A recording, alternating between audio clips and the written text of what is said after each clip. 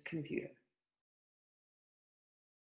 All right, here we go. Good morning, everyone, and thank you all for joining me. This is my four-year plan college financial aid workshop, and I'm really excited to be able to present this material because I spent a lot of time really researching the behind the scenes of particularly the FAFSA, which is a tool that the government uses to determine parents' primarily ability to afford college on behalf of their students. And I feel like this is a tool that there's not a lot known about it in terms of the process that goes on to calculate those numbers. And so we're going to get to that today because my personal belief is that the more that you can know about that process, the more helpful that will be for you. So the first several slides that I'm going to go through are going to be ones that will help you see the fact that financial aid is kind of cloaked in federal aid that many of you feel like you don't qualify for. So those slides we'll go through pretty quickly, but then once we actually get into the FAFSA, we're going to move along pretty at a pretty detailed pace. So today what I want to cover is just understanding college costs and definitions, and then delineating between those types of aids, making sense of college financial aid award letters, as I said, going behind the FAFSA curtain, and then just strategic ways to outsmart the system and to employ investment strategies and tools. Okay, so let's talk about the cost of attendance. Probably preaching to the choir here, but college costs are rising at 7% annually. And over the past generation, say 20 years, they've gone up 250%, which is higher and faster than any other sector, maybe even including healthcare. It's a phenomenal figure that they've gone up to. And today I think we're going to get into a little bit about why that is. The average student debt nationally is $32,731, and I think that in Pennsylvania that cost is a lot higher because of our in-state flagship schools, which I'll talk a lot about more.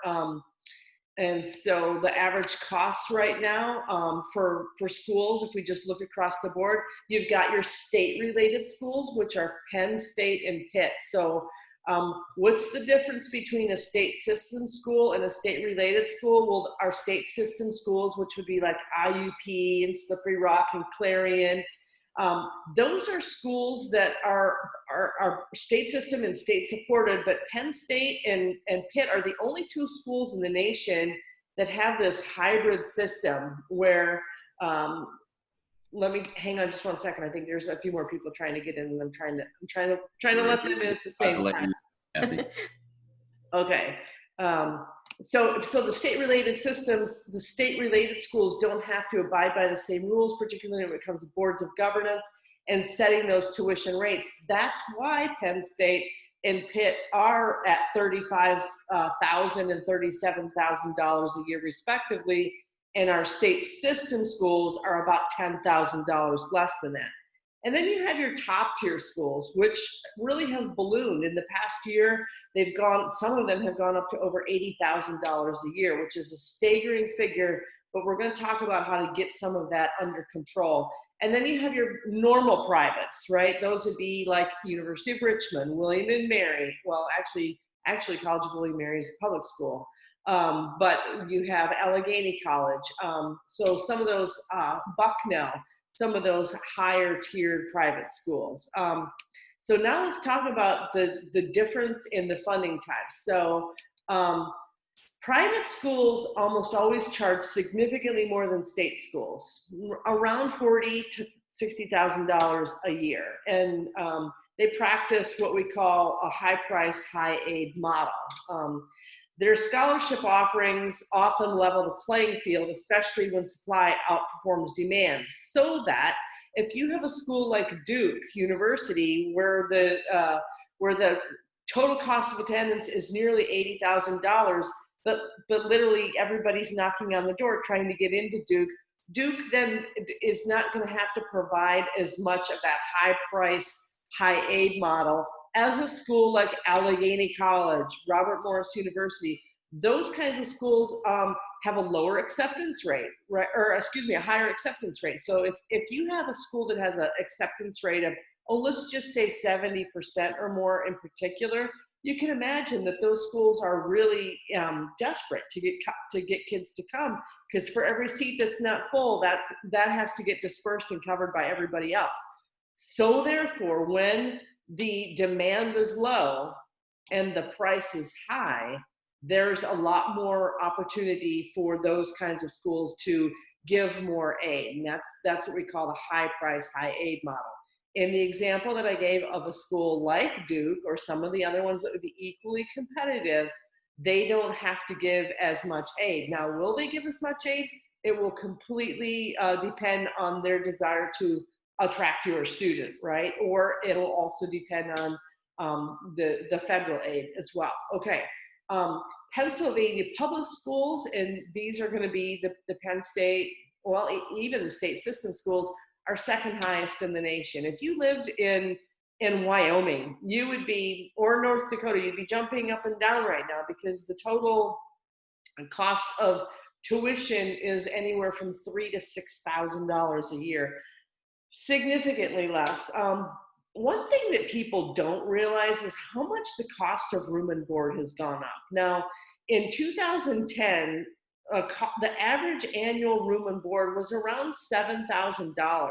It is literally doubled since 2010. So in the past 10 years, room and board has gone up. And I think, all eyes are on tuition, but not as many eyes are on the room and board piece. And if we are now paying $12,000 to $14,000 a year for a service that our kids are going to use for 9 months of the year, then we're paying, think about this, we're paying over $1,000 a month for something that's really being used for 9 months. So let's go ahead and bring that up to now $1,200 a month. And at $1,200 a month, they're getting to share a dorm room that is about 400 square feet.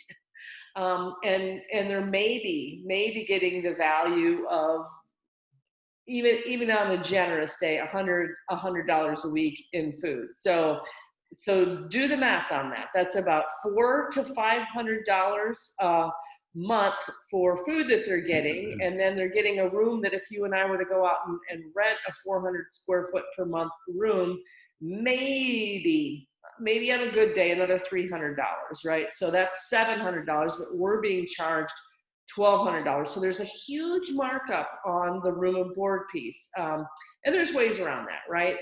Certainly students consider becoming an RA.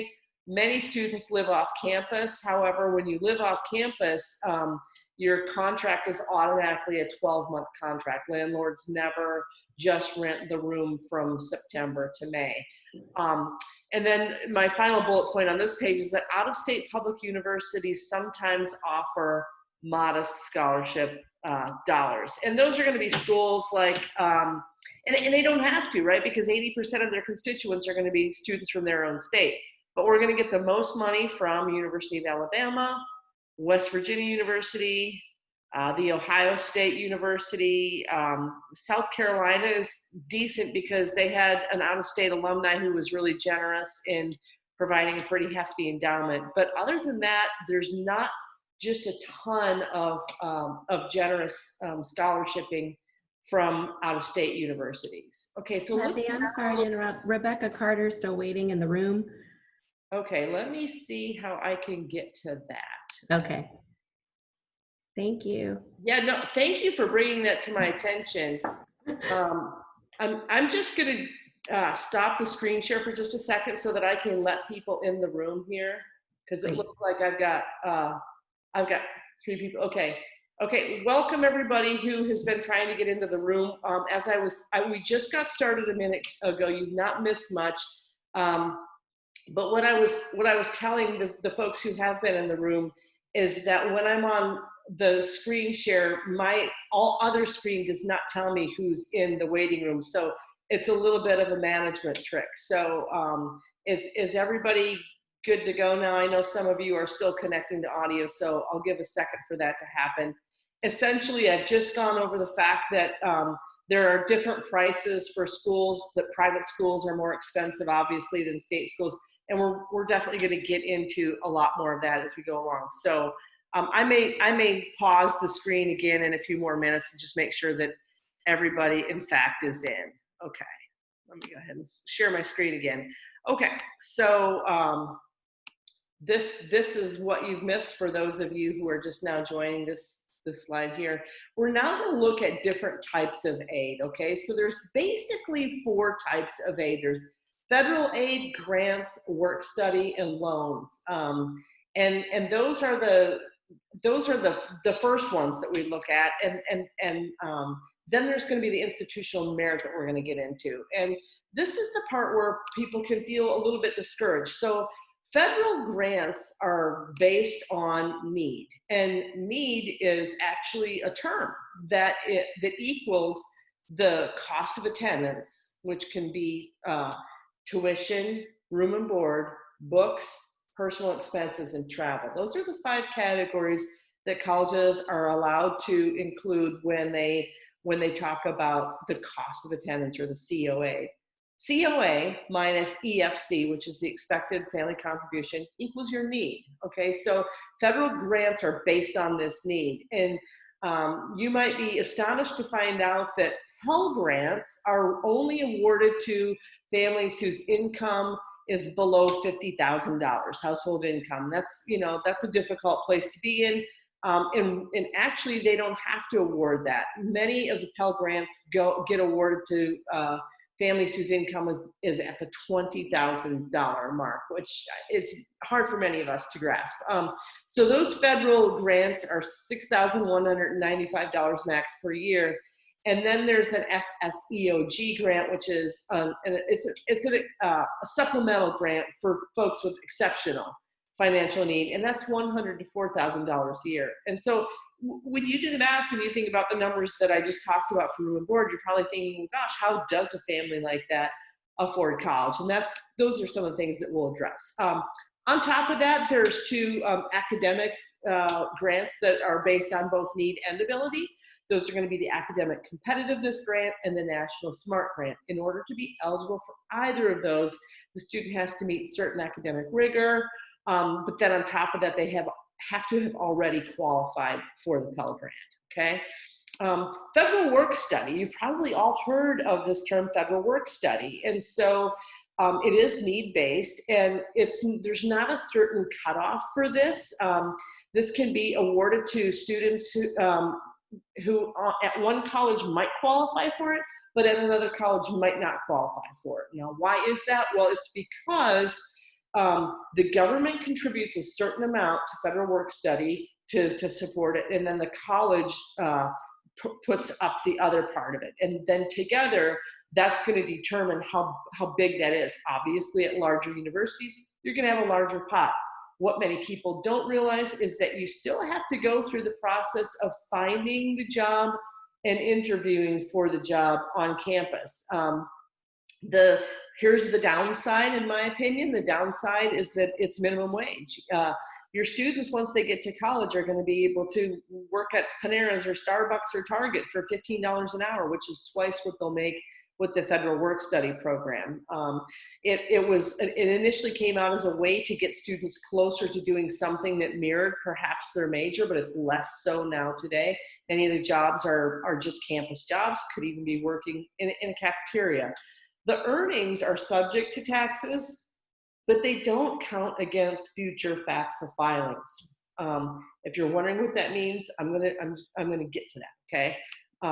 Federal loans. So federal loans are what is going to be on many of your students' award packages.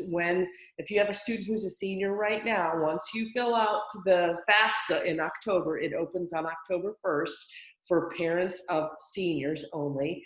Once you complete that, and your student has applied for college, then in the spring, between March and April, they're going to get what we call an award package letter, and it's going to detail it's going to usually include the cost of attendance, and then it's going to include, what they're being awarded in terms of institutional merit, if they're getting any federal grants, and then there's going to be this other one called federal loans. Now, federal loans come in 2 varieties. They come in the unsubsidized variety and the subsidized variety. The benefit of a federal loan is that the interest rate is slightly less than you might expect to get one from at PNC Bank, for example.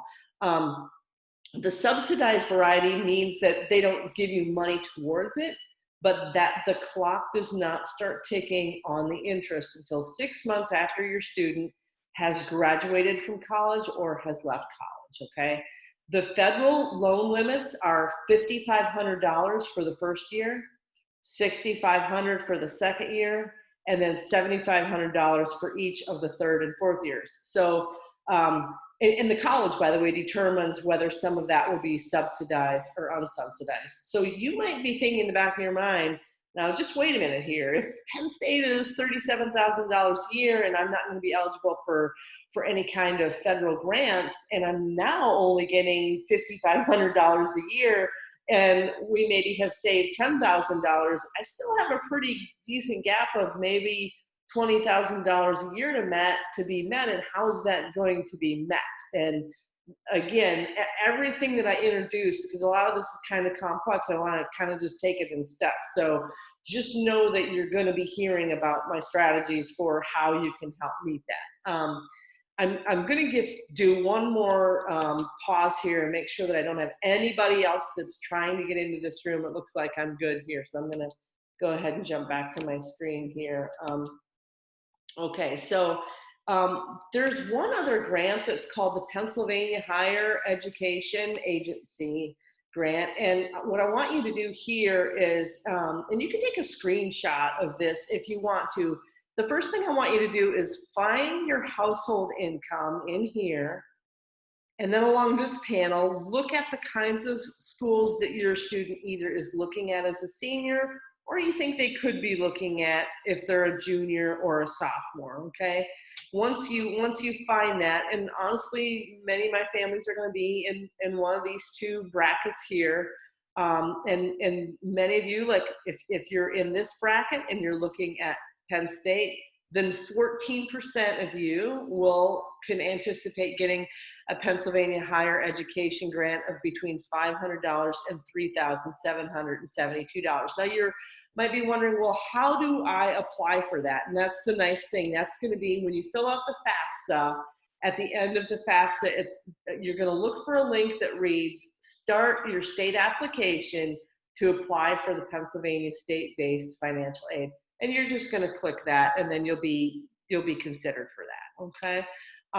Grants versus scholarships. Sometimes that can be, those terms can be used interchangeably, even by financial aid officers, which I don't like because there is a distinction. Most of them do not have to be paid back, but the big difference is that a grant is one that's given not necessarily based on ability, but a scholarship is. And scholarships do not really require the student to reapply annually in most cases, as long as they meet certain, often GPA criteria. Whereas a grant, you may have to reapply. And that's just a matter of you and your student being sure to be diligent to check over things. This is a good time for me to talk a little bit about FERPA. If you have a high school senior, you've heard me talk to them about FERPA, and it's the Family and Educational Rights Privacy Act. It essentially means that students have access to be able to see all of their information up to and including their letters of recommendation, unless they waive those rights.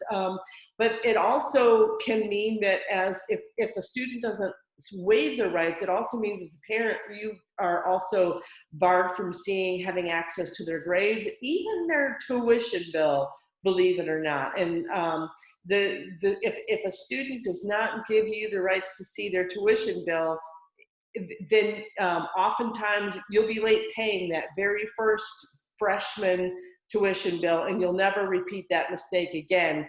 But it's just a matter of the fact that the kids have to pull the tuition bill down from their school link, and they have to remember to send it to you. And oftentimes these tuition bills are due. I have a student in school right now in the last semester of college, and I was paying on that tuition. I paid that tuition bill August 4th for the fall semester. So that's something that you will become very quickly adept at, learning to check for that. So it's important for you and your student have that relationship where they're sharing that information with you. And I went one step further. I told my kids, if you want me to pay for your school, I want to see your grades. I want to know that you're doing a good job in school and that I'm getting a good return on my investment. Okay, now let's talk about this private high price, high aid model just a little bit. So whether you call it scholarships, merit aid, or institutional grant aid, it's still the act of granting money off the sticker price of tuition. So if I go to a car dealership, I'm going to anticipate not paying sticker price, and I'm going to anticipate that if you go to a private college, that we're going to really try our best to get you a better price than what's being offered, and we can do that in different ways. One of the ways that we can do it is by applying to backyard competitors. What do I mean by that? If your student is interested in High Point University in North Carolina, and I like to use this as an example because it's the characteristics of High Point are similar to the characteristics of nearby Elon University. They both have similar acceptance rates. They're like 20 miles apart. They're kind of out in a more of a rural community. They're not like in a high metro area. So they're competing for the same kinds of kids. If you have a kid that wants to go to High Point, I'm going to also have your student apply to Elon, not because they want to go there, not because they even have the program necessarily that your student is interested in, but because for the sole purpose that we think if we could get a better offer from Elon, then we can potentially take that back to High Point and try to get them to give us additional aid. And I've done that successfully with students over the years. Wherever we can get the money, we try to get it. Okay, many students will not apply to these high-priced schools because they think that the prices are out of reach, and that makes sense, right? I mean, if you're thinking, well, there's no way that my parents have enough money to afford a $60,000 a year college. But if you check out the statistic on this page, basically NACUBO, which is the College Business Officers organization, they did a study of over 400 colleges 3 years ago, and they found out that 49.9% is the average discount for first-time, full-time students. So $60,000 a year private college, $30,000 a year. And I'm going to be guiding you through that process. You don't have to scratch your head and say, well, how do I know which of those schools fit into that category? Don't worry, when you and I talk and we meet individually, and I know more about your goals, everything from major to finances, I'm going to be able to help you with all of that, okay? Institutional scholarships. This is my favorite one because we're finally getting to something that your kids are going to be eligible for. And I love this. So what is this influenced by? It's influenced by a trend towards generous discounting, which is kind of what we just talked about. It often follows a GPA or an SAT rubric. If you have a junior, maybe even a sophomore, you've probably seen me pull up a couple of these in my office. One of them that just happens to do a nice job with their rubric is WVU. Miami of Ohio did last year, but this year it's looking a little bit different. So this rubric will show you that if my student attains this GPA and this SAT score, then they're going to be awarded this amount of money. And the challenge with that is most schools don't provide that rubric, so it's a little bit of a guessing game. It requires me to have to go into some of the proprietary software that I actually have subscriptions to be able to delineate that. And even then, they kind of blur the lines on that. So I check and compare and cross-reference various sources to make sure that there's pretty good reliable data on the fact that if my student applies to this, we can kind of anticipate this much for an institutional merit scholarship. It can definitely be influenced by the college's endowment. It's most definitely influenced by the EFC, as we said before, supply and demand. Even COVID, there were some colleges that were definitely giving institutional scholarships for COVID because they were on the losing side of supply and demand. And colleges are businesses, and anytime they're on the losing side of supply and demand, they try to make sure and balance that. Colleges have wide latitude in determining and dispersing institutional merit scholarship because it's their own money to give. It's not federal money to give. And we're going to talk about how your student can be more eligible for that. You've probably heard of duct tape scholarships, where students make a dress or something, some sort of an outfit out of duct tape, and they're awarded a scholarship. Maybe you were at Buffalo Wild Wings one night watching all the sports TVs, and you saw these kids throwing a football through a rubber tire in an end zone, and all of a sudden you saw somebody come running up with a 10-foot check that said $50,000. Are those really scholarships? You and I know they're not. They're basically drawings, and they're ways for that organization to look good by giving scholarship money. Really what it is, they've basically bought a $50,000 ad on TV and awarded that to a student, and they got themselves a nice pat on the back and got some good PR. So we're not looking for those scholarships that are down in the weeds like that, because as this graph shows you, only 4% of all scholarships come from the private scholarship bucket. And I really want you to see that and take notice of that, because when we meet, I'm not always saying, oh, go after this rare scholarship. Should your student be looking on your own school's website link? Should they be going to the school cafeteria? Sometimes has just different postings of scholarships that might be from the Rotary, or maybe your local school. Hampton has an organization called the HAEE, and I think that most school districts that I work with have something like this where they give out some awards. Your student should absolutely be looking for those things. The Carnegie Library downtown is one of 250 libraries nationwide that has a foundation center where you can do really granular research on college scholarships. You should definitely spend a rainy day down there. These scholarships take time to apply for. There's usually a written essay, and often the amount is around $1,000. You don't want to look a gift horse in the mouth. If your student can earn that $1,000, that's a wonderful thing, right? There's definitely more upside to positioning yourself for the institutional merit bucket by doing better on your GPA, on your SAT, and on all of the other leadership and activities that you've been doing with me through the Steps to Success plan, because ultimately that's how the school is weighing you and judging your merits for those kind of scholarships. And so now let's go to how this all starts. I'm going to be doing a whole section now on the FAFSA. So if you have, I can take like maybe 2 minutes worth of questions at this point before I get into the FAFSA. So if you have a question and you want to ask it, then just go ahead and unmute yourself and ask me that question. And if you don't have any questions, then I'll go back to my screen share. So any questions on what we've talked about so far with institutional merit scholarships, or anything that I covered up to this point? Okay. And I'm going to give another time at the end of our session to be able to go into that too. Okay. All right. So it all starts with let's just say the merry-go-round starts with the FAFSA or the CSS profile. The FAFSA stands for Free Application for Federal Student Aid. And that's called the federal methodology. The CSS profile is the institutional methodology. And these are two different tools that are used to determine what really you can afford to send your students to college with.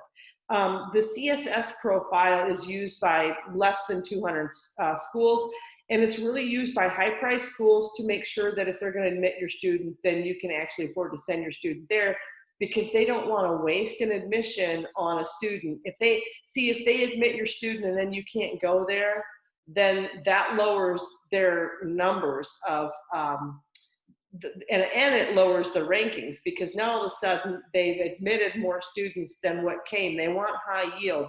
Yield is, I admit this many students, and I have this many students who apply, and of those I admit this many, and that's going to be your acceptance rate, right? So 2 years ago, the UCLA had over 113,000 applications for like 6,000 spots. So their acceptance rate is like 4%. Now, of those 4%, the number who come is called our yield. And colleges want a high yield because The higher their yield, the higher their ranking. The higher their ranking, the more they can charge for your student to go to college. So therefore, in my example that I just used, they don't want to waste an admission if they're a high price school on somebody who can't afford to go there, because that's going to affect their yield. Okay.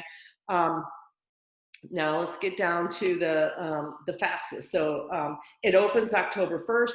Everyone should file because most colleges require it in order for you to even receive the institutional part of the aid. If you're going to the website, it's going to be FAFSA.gov, and I want to make sure that you know that. Never go to FAFSA.com or FAFSA.net or any other extension, because it could the very first thing that FAFSA does is ask you for your social security number, and you never want that information compromised. It also has a tool called the DRT, the data retrieval tool, that interacts with your IRS statements, because that's going to inform them of how much you can afford to pay. And so when you file this, if you're a parent of a high school senior right now, when you file the FAFSA, you won't need to go rushing around through your file box looking for your taxes from 2019, because it's prior.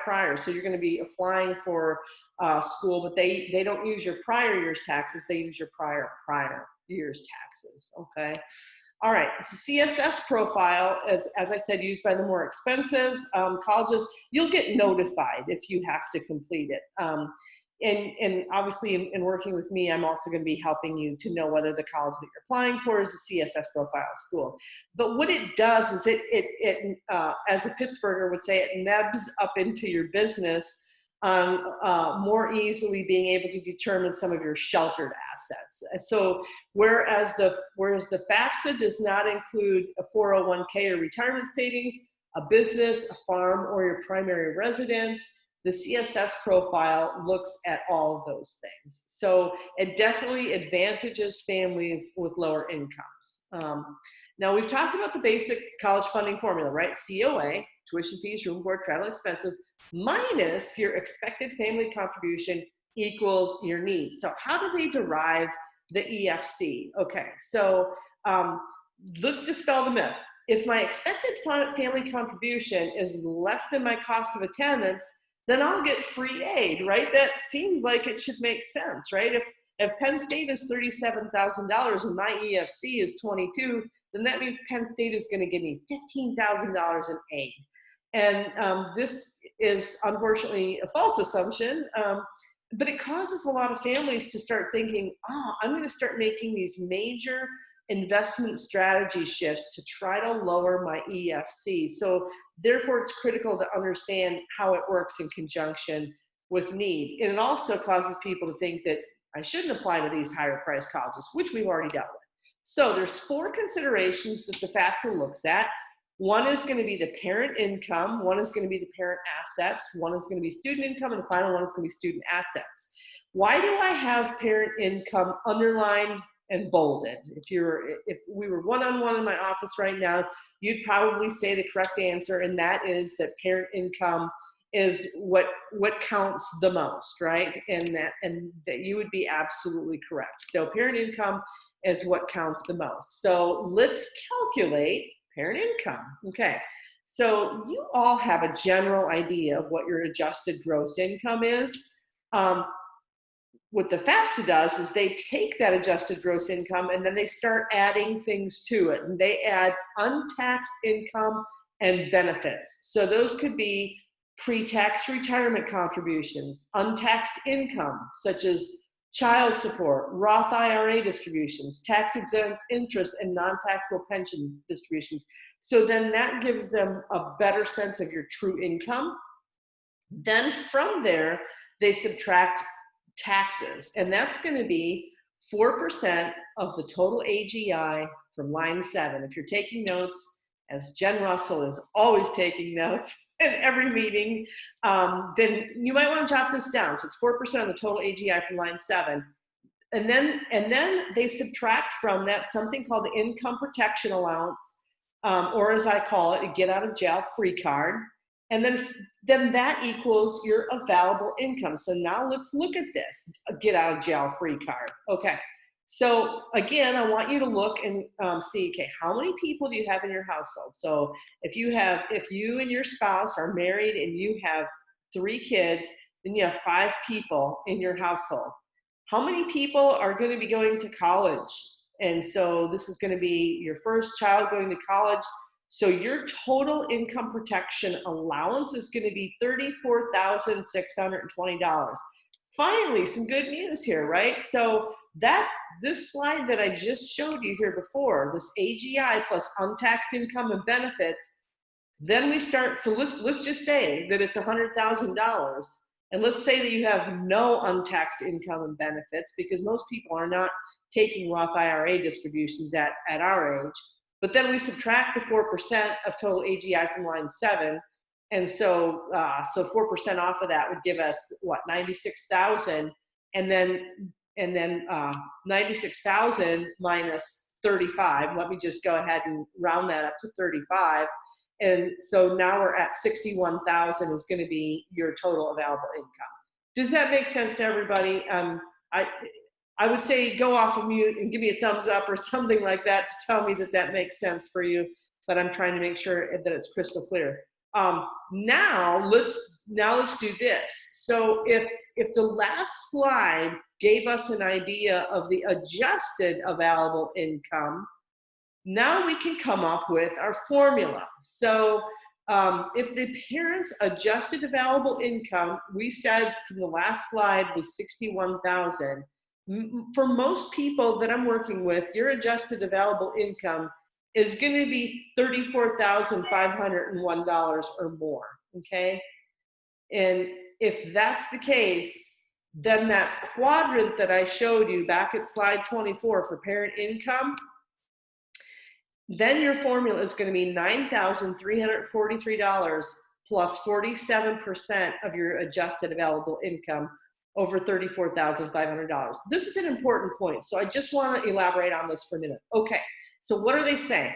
If you fall in this bracket from the formulas that I just did, then that parent income quadrant is going to be 9343. I'm going to round it up to 10,000, and then I'm going to round this 47% up to 50%, because it's just going to be easier. Okay, so in our situation, we have 50% of the difference between 35,000 and 61. So that's 26,000.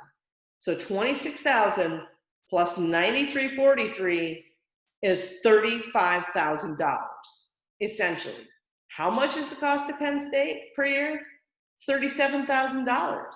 So we haven't even gotten to these other 3 quadrants yet, and already your expected family contribution just from this quadrant is $35,000. And so that's why the rest of my show is so important. Okay, so now that we've dealt with parent income, let's look at parent assets. So this is going to be anything from a brokerage account, anything that you have in savings.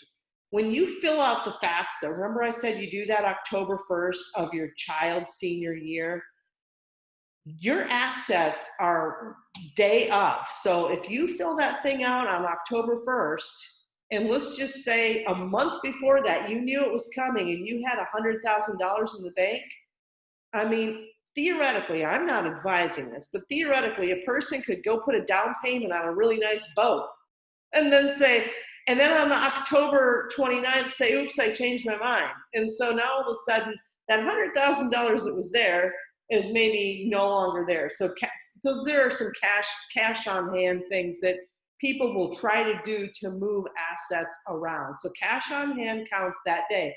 If you were going to buy a car, you should buy it before you fill out the FAFSA, particularly if after seeing the parent income portion, you are in an advantage situation where doing the parent assets would take you over the top.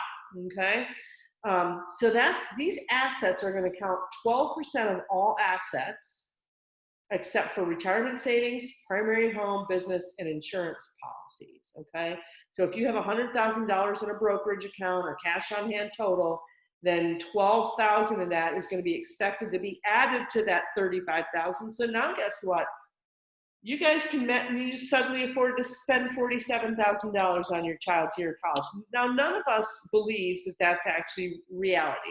There's two more quadrants. There's student income and student assets. Student income is 50% over the amount of 6840 because they let students make 6840 a year in income before they start adding that up to it, because they believe that a student's primary job is to make money for college while they're in college or going to college. And then student assets are assessed at 20%. They don't have any kind of a special protection. There is one other get out of jail free card, and I think you're going to find the next slide fascinating. By the way, if you want to, go ahead and take a snapshot of this QR code that I have on this slide. It will take you to a financial aid formula that you can then use to input your specific numbers, and then you can kind of see. There's also FAFSA forecaster websites that will help you do the same thing. As I said, just be careful about doing those because you don't want to give your social security number to the wrong people. Okay, so if everybody's had a chance to snap a picture of that slide, I'm going to go ahead and go on. Here's your other get out of jail free card. This is staggering to me. It used to be in 2009, look what happened. If you had, and I wish I could blow this slide up, but I can't. If you had $80,000, if you had $100,000 in assets, brokerage account, cash on hand, whatever, $80,000 was protected from being considered under the parent asset. Look what happened in the years from 2009 to 2016. Bam, it catastrophically fell $50,000. Okay, it went up for a few years and now it's gone down. And honestly, I did a big research project on this in January, and a lot of this is because of states having to balance an aging baby boomer population, and so the amount that they were contributing for college is now going to Medicare. If you look on this graph here, let's just say that you are 50, the older parent of the two of you watching right now is 50 or 55, just follow us along. The allowance for both parents in 2017 would have been this much, and now it's this much, right? So if you have a one-parent household, you would use this diagram here. But I think that just gives you a sense of that entire picture. So how do you calculate your parent assets? As I said, it's those. It's everything that you own minus your retirement accounts, primary household, business, farm, or insurance policies. So it gets assessed first at 12%, and then it gets added to that adjusted available income that we looked at a few slides ago. And then and it's subject to the graduated income assessment rates of up to 47%. So the simplest way to look at this is 12% times 47% equals 5.64%. So if you've ever heard somebody say that the FAFSA parent assets are assessed at 5.64%, it's simply the 12% times the 47%, which is what we talked about a few slides ago, okay? Student income, it's net of taxes. I told you about the income protection allowance. Third-party money, this is an important thing to take note of, because and I explained this to somebody that I met with this week. If your parents own a 529 for whom your children are the beneficiary, then and they contribute, let's just say $20,000 to your child's first year of education, when your kid goes to fill out the FAFSA in the next year, it gets added to their income, so it gets assessed at 50%. So now, if your kid made $64.80 last year and that was protected, now they have to take 50% of how much your mom and dad, so the child's grandparents, contributed, and that gets counted as student income. If your income, if your personal income is so high, this may make some of this a moot point, right? I had a parent ask me a few weeks ago, oh, I just started a Fidelity account for my student. Well, if your income is already taking you up to the ability to pay for a full year of college, some of these things are going to matter less. Unless you're going to a really expensive college, then they will matter more. Earnings from a work-study job are excluded from student income since they're counted as financial aid. back to this grandparent thing. Here's my strategy on that.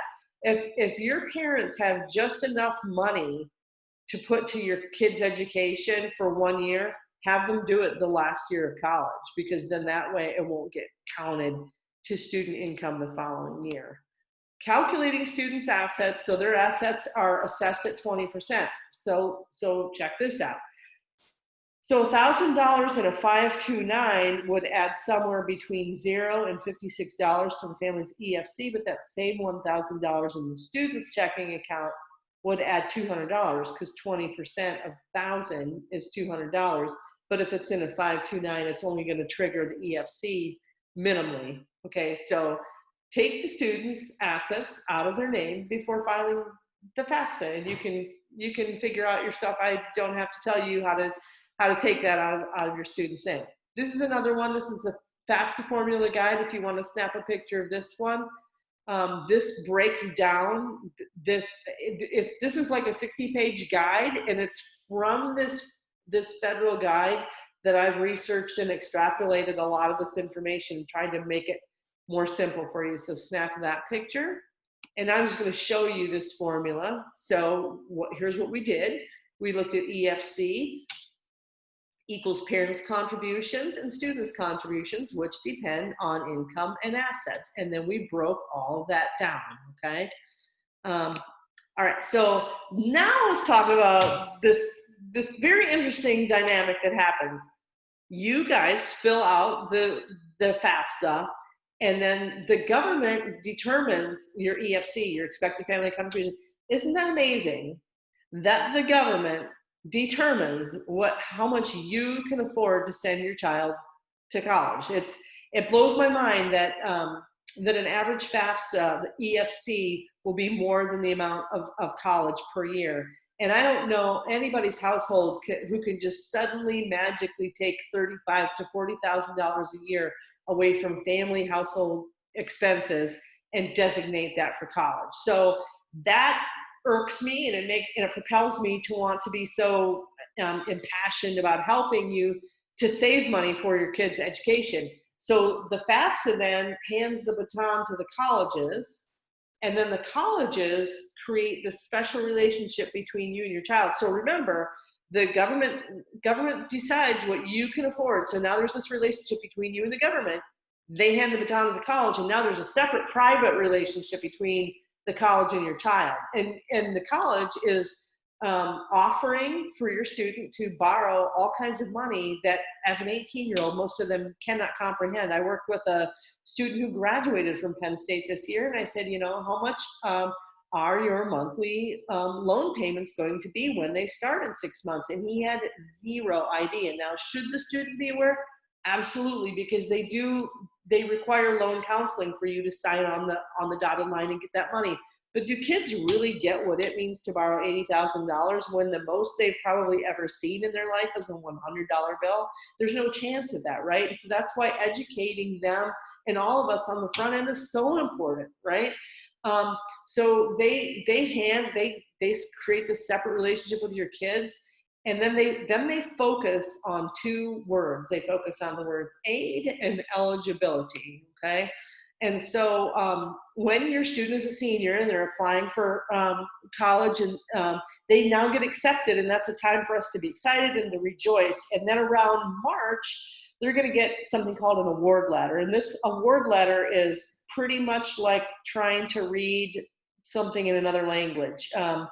Because none of the award letters are standardized, so some of them don't even include the cost of attendance. And you're just looking at it and scratching your head, and that's why if I'm working with you, bring it to me. Bring me all your award letters, and let's look at them, because it can include grants, scholarships, work study, and loans, and you can sign off on whether you're accepting all, none, or some. This is not like you have to say, I'm taking it or I'm not taking it. You get to decide what you're signing off on.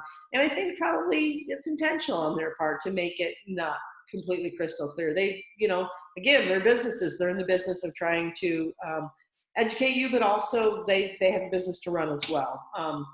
The college is not going to increase other forms of aid to compensate if you reject part of the financial aid package. So let's just say if you rejected the loan, they're not going to magically increase your institutional merit aid. That's why we have to do other things that are strategic with regard to that, okay?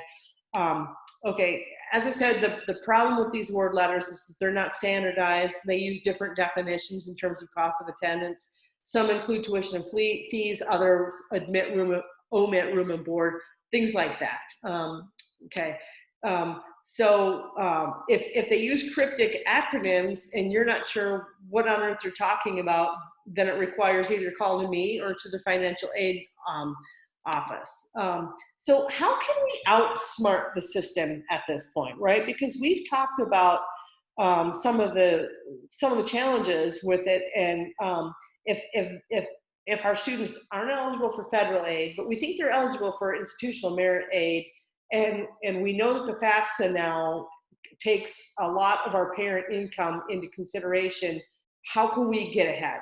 Well, many families will seek to lower their EFC by shifting their assets, when in reality, as we saw, assets actually count for the smallest portion of financial aid consideration, okay? Does that make sense? So prior year methodology means that whatever strategies that you're going to employ, they must be done 2 years prior to the year of your filing. And sometimes there's not a lot that you can do. Let's talk about the fallacies of the fallacies, the theory of applying for very expensive colleges, because I want to provide both ends of the spectrum here. Let's just say two families have household incomes of $140,000. One family's child attends Clarion or Slippery Rock or IUP at $27,000 a year. Another student attends a private college costing $54,000. Well, $54,000 is Allegheny, so let's just say Allegheny or Robert Morris. The student attending the very expensive private college might qualify for need-based financial aid, and the child attending the state university may not. That makes sense to you now because now you've all seen how this FAFSA works. Here's the hole in their theory, though, because this was actually published online, and I saw this, and I'm like, just wait a minute here. Here was their theory. It was that if they had only applied, their daughter would have qualified for over $17,000 a year in aid at the high price college. That's a difference of $68,000 a year. That's true, or over 4 years. That is true.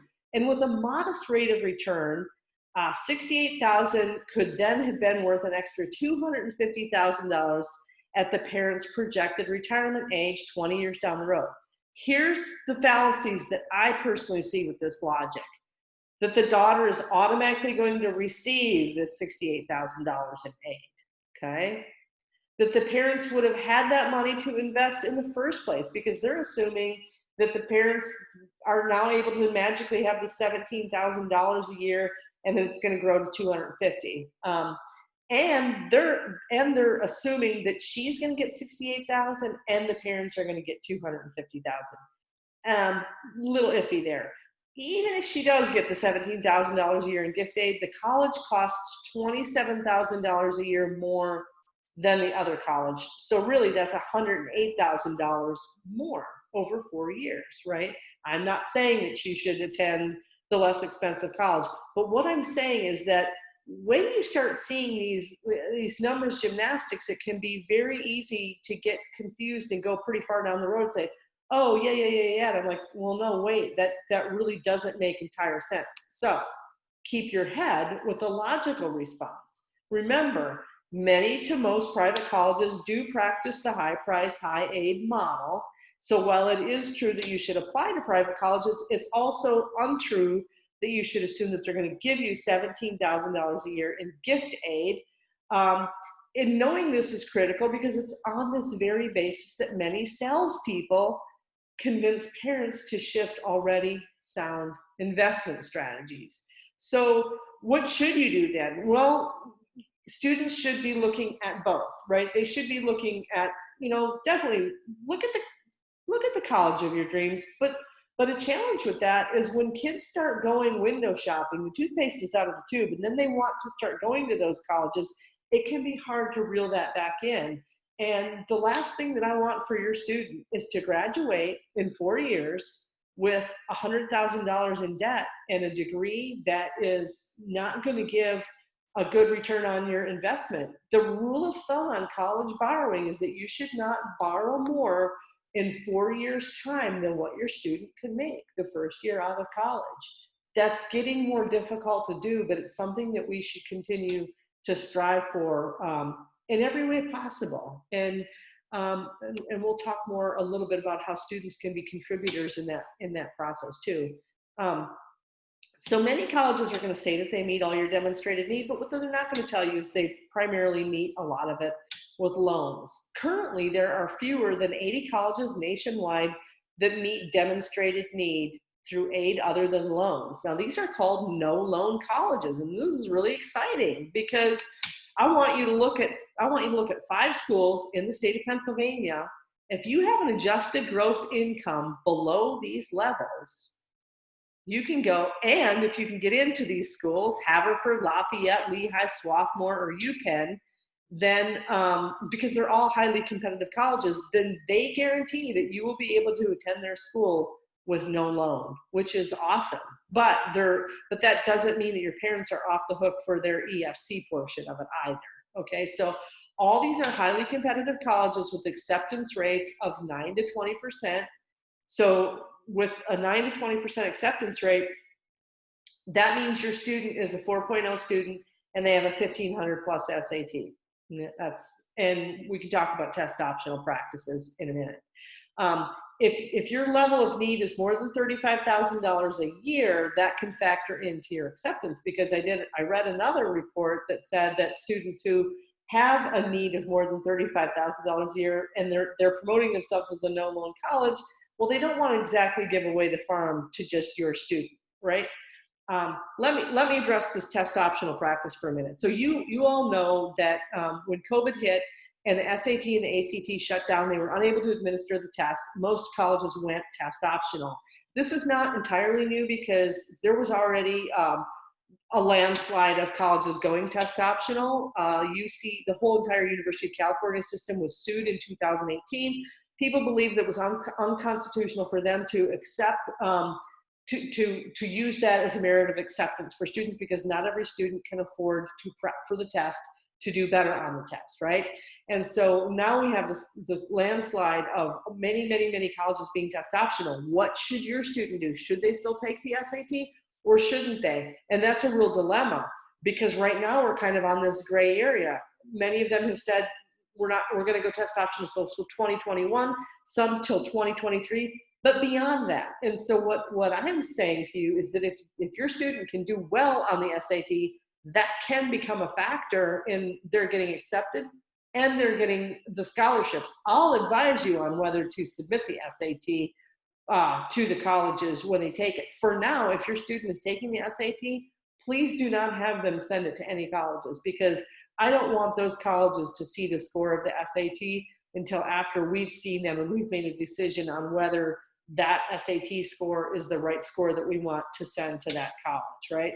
So we're at this time that's very gray area. Let's talk about this. If UCLA, which has a 4% acceptance rate, can no longer accept the SAT, what do they really have to go on to make those fine line delineations of whether to accept a student or not? Well, they have to look at all of the leadership that they've done in the activities and the community service. And it's going to become very subjective, honestly. Be very interesting to see where that goes. Okay, so let's talk about late stage funding practices. Some people will tell you that say that they specialize in college funding. Oftentimes what they want to do is they want to shift money from your brokerage account into an insurance policy. Because remember, life insurance policies don't count as parent assets, but also remember that parent assets count a lot less than the parent income, and most of the EFC that's going to be almost the cost of attendance is going to come from income. Here's going to be the problem if you try to shift to a life insurance policy. 50% or more of your first year premiums are going to go to paying the commission to the insurance agent. It can take 10 years or more for your cash value to surpass what you paid in premiums. And heavy annual expenses are going to continue to weigh down your earnings. Plus, not to mention the fact you've already been working with somebody that you trust to manage your investments, and you probably already paid them a front-loaded fee to be able to do that. So this idea of taking money and shifting it to insurance policies is definitely not one that I would feel comfortable with. The premiums are high, there's a low ROI, and there's high surrender charges, and they're not deductible, and the family has limited access to the money. So for those reasons, I'm not a fan of this. As I said, you'd lose out on your front-loaded fees to your advisor. Well, let's talk about other tools that you can use. You can use UTMA and UGMA accounts, and these are for the benefit of your student custodial accounts. These typically allow stock, bond, mutual, and fund investments, but not the higher risk like stock options or buying on margin. They can be used on any expense for the benefit of the child. Let's just say that your child wanted to go to one of those educational trips during their sophomore year of high school. It could be used for that. It could be used for paying for Eden Christian Academy or Shady Side Academy or any other private academy, because it's for the benefit of your child. Has to be surrendered to the child when they turn 21, and approximately 20% of these assets are going to be expected to be used toward funding a student's education in any given year. So those are those. So Coverdell. Coverdell is kind of a unique one. Qualified withdrawals are tax-free, same as with a Roth, but you can buy a wide variety of investments, but you can only invest $2,000 a year and only until the beneficiary turns 18. They're meager in their growth potential, but they do offer more flexibility than 529 plans. So that may be something that you think about putting $2,000 into. The Roth IRA, you probably know this, after-tax contributions grow tax-free, unrestricted array of vehicles that you can use, and withdrawals are allowed penalty-free for qualified education expenses. Although remember that one where it said, when we were filling out that formula, and it said we take your adjusted gross income and then we add untaxed income and benefits. Well, a withdrawal from a Roth would be an untaxed income benefit, and then that would shift your financial aid eligibility the following year, okay? 529s are what most people do. It's what my husband and I have done for our kids. It allows your investments to grow tax-free. Withdrawals for tuition, room and board, and other qualified expenses are also not taxed.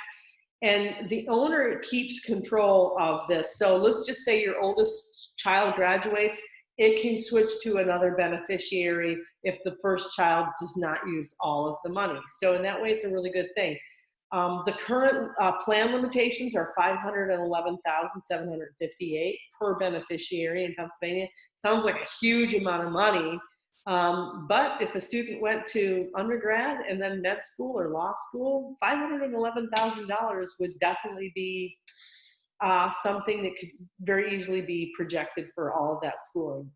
If your child decides not to go to school or college or qualifies for something close to a full ride, the money may be unavailable for other purposes, or you have to pay the tax and a 10% penalty on the growth of the assets. So it's really important when you're contributing to 529s to kind of anticipate and project how much money you're going to need for college. Stock market exposure can obviously impact returns in a down market. So what are some organic ways that we can reduce our income? You can try to manipulate the timing of capital gains distributions, retirement plan distributions, exercising stock options, bonuses or gifts, or distributions from a qualified education benefit. Now, these are really questions for your financial advisor, right? These are definitely not Kathy Luer's kinds of questions or my 4-year plan questions, because these are really, they require the expertise of somebody who's a certified financial planner. So yes, but if you adjust the timing of the income so it's not received during the current or prior tax year, that can be helpful. Offset capital gains with capital losses and business income with losses. If you're the beneficiary of a qualified education benefit and your parent is the owner, consider switching ownership to the parent. Then it counts as an asset instead of income. Okay, so that's another way to do it. If your income has changed or there was some special circumstances, contact your college's financial aid administrator for a possible adjustment, because they especially were hammered with COVID. Many people's income changed. Like 25% of all jobs lost were lost permanently during COVID. So their phone is ringing off the hook with parents seeking financial aid adjustments. And that's something that I encourage you to do anyway. Lifetime learning credit, 58,000 for single filers, 116,000 for joint. The amount of the credit is 20% of the first 10,000 of qualified education expenses for a maximum of 2,000 per return.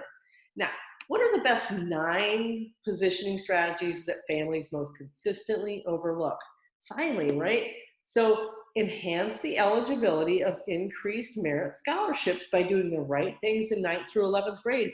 If you started working with me with your student in 9th and 10th grade, we've been talking about steps to success, right? We've been talking about making sure that their community service leadership activities, SAT in summer, CLASS, all those 5 things are really in place and really reflect that student's passion, interest, talent in a particular area, because colleges want to see a niche from each student.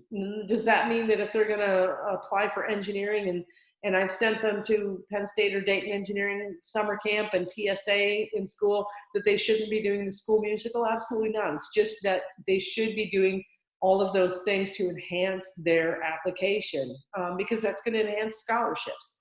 How about number 2? Every college class is worth $1,000 to $2,500 right now. So take as many AP and CHS courses as you can and know how to account and how to apply them. So right now, we would normally be going to our open houses at school, and hopefully your school is still holding the open house virtually. And at that open house, your teachers are saying, hey, this is an AP class that your child is in, or it's a college and high school dual enrollment class. And so in order for them to take the test for AP at the end of the year, or in order for them to get a transcript for the CHS course, they have to register and you have to pay a fee. Make sure that you do that. The cost of an AP class is $92, and the cost of a CHS class it can be around $300, worth every single penny, right? So you want to make sure that you do those, because honestly, if your student, and many students that I work with, graduate with 37 to 55 college credits. And honestly, that's not an entirely unique thing, because in Ohio, they actually have a 2-year program where students in 11th and 12th grade are simultaneously taking classes and graduating with the equivalent of an associate's degree. So they theoretically can transfer to an Ohio college and just do their last 2 years of college. Now, am I saying that your child should go to school for only 2 years after graduating high school? No, not necessarily. But what I am saying is that those 37 credits can do a few things, right? It can enable them to do a double major, right? Because they will have potentially met a lot of general education requirements. It can enable them to do maybe 2 semesters of co-oping where they're making $12,800 per semester in a semester-long internship versus spending that money at college. It can enable them to do a 4+1 program where they're getting a master's degree in their 4th year instead of in their 5th year, which then is going to translate to a higher starting salary of $20,000 or more. So those are all good reasons. And I've had students who have said, I'd like to graduate early. That's great. Use those credits to do that, and then you can save $40,000 to $60,000 there. So that is a really big one. Number 3, helping students front-end career assessments is really important, because only 36% of students are graduating in 4 to 6 years, and a lot of that is because they haven't really done the thought work and explored the different majors and what those things equate to in terms of majors and then in terms of careers. Student income during college. I talked a little bit about being an RA before.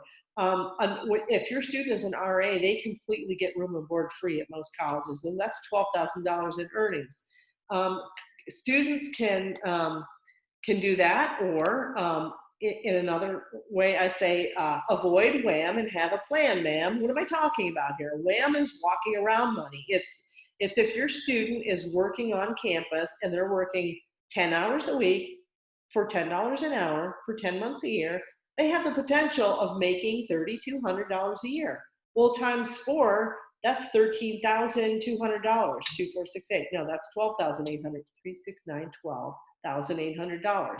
And so they can use that money to pay down their debt instead of buying pizzas and going out on the weekends. And so really encouraging your students. Dave Ramsey has a great online product for teaching your children how to manage money. And this is such an important thing. Like, I don't want any of your kids to come out of college and not know how much they owe. It's just unwise. It's setting them up for the future of not taking control of their assets. Internships is another important thing, because if you don't do internships during college, it's going to be a much, much tougher job for you to even get a job in your field when you graduate. Internships are vital.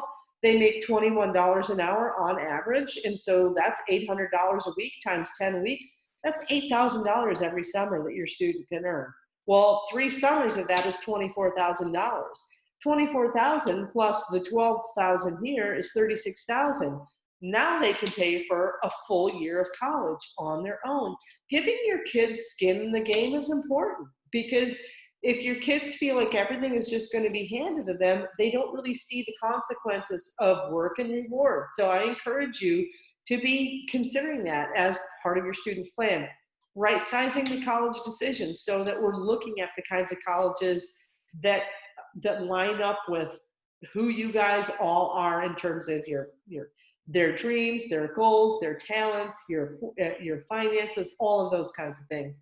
Apply to financial reach schools, but commit to financial backups when the gap is high, okay? And the very last slide is tell all your friends to run to my 4-year plan today, because if we work together for any length of time at all, you know how passionate I am about seeing your kids succeed. I want to be their cheerleader in a different kind of way than anybody else in their life. I'm not their parent, I'm not their teacher, I'm not their guidance counselor, but I'm their college advisor, and I take great pride in being able to identify what makes them so unique and really help them capitalize on that and encourage them to just run like crazy to that. And I want them to all be successful in their life pursuits. So my hope is that, while I've given you a tremendous amount and volume of information, I've tried to make it really clear in a way that's very understandable. I'm going to go ahead and stop my screen share here, and I'm also going to pause the recording if I can, and